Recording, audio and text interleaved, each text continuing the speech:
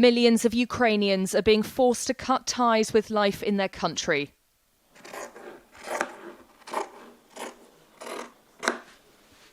In Essex, one family is not only welcoming refugees into their home, but is also trying to help the women who have fled and remain in Europe. From their dining room, volunteers from the Pachamama project make reusable period products. Founder, student Ella Lambert is taking them to the Ukraine-Poland border. When there's a catastrophe, when there's a crisis, a humanitarian crisis, period poverty is sort of on the bottom of the priority list. Unfortunately, people rush to support people with shelter and medicine and food, which is obviously, extremely important. But they forget about what happens to women when, they've had to leave everything. I imagine we'll be taking between 2,000 to 4,000 pads, at least initially, which is about 250 to 500 people. While Ella prepares for the trip, her mother Heidi is preparing to host refugees.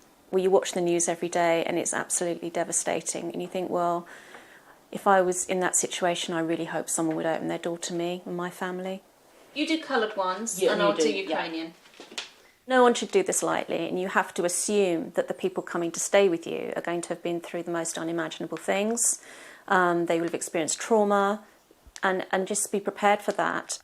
It's something that Elaine Cully from Hertford has also had to consider. We have the space in our home, but we also have the space in our head to deal with our guests when they get here. So we thought we'll give a little, and hopefully that will mean something big to someone. A mother and daughter are set to join them in the UK, but organising their arrival hasn't been straightforward. The visa application forms are not designed for people who don't have the native tongue of English. That has been quite difficult, trying to explain what various questions mean and what kind of answers we need to get.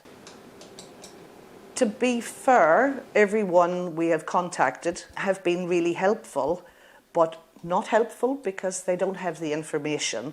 So we're kind of in this limbo stage and just waiting to see what happens next and how we do it.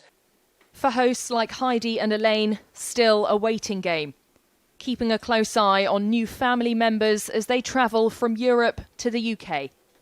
Amelia Harper, GB News.